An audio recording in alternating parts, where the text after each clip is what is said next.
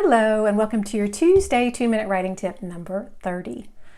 I'm Irene Latham, coming to you live from the Purple Horse Poetry Studio and Music Room in Blount County, Alabama.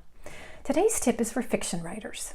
For many years, I have studied plotting techniques, things like The Hero's Journey and Blake Snyder's Save the Cat. Love that.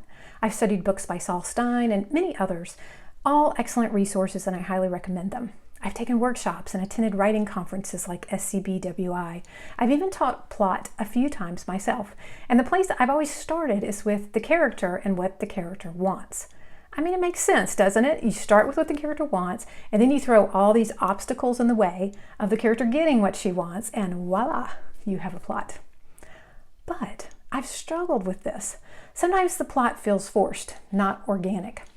I've gotten that dreaded comment from a reader that the emotion I was going for didn't feel earned. Oh, that hurts. Whatever development I was crafting for my character was stuck in my head and not finding its way to the page.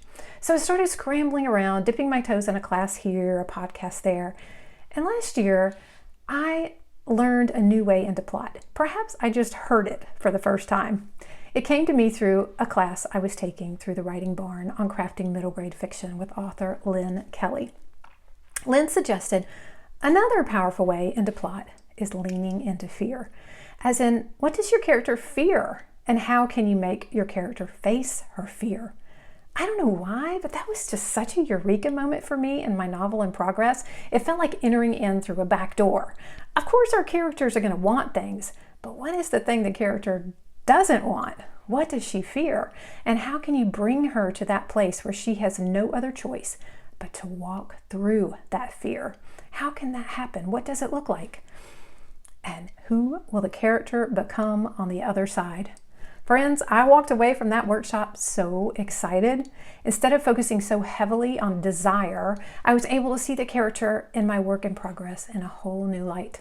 Possibilities opened up for me in my writing, and I was reminded that this is one of the reasons I love writing in the first place. It's a lifelong process. There's always something new to learn, some new back door or secret path or in plain sight entry to discover. So today, I invite you to lean into fear and see where it takes your story. Thank you for listening, and happy writing.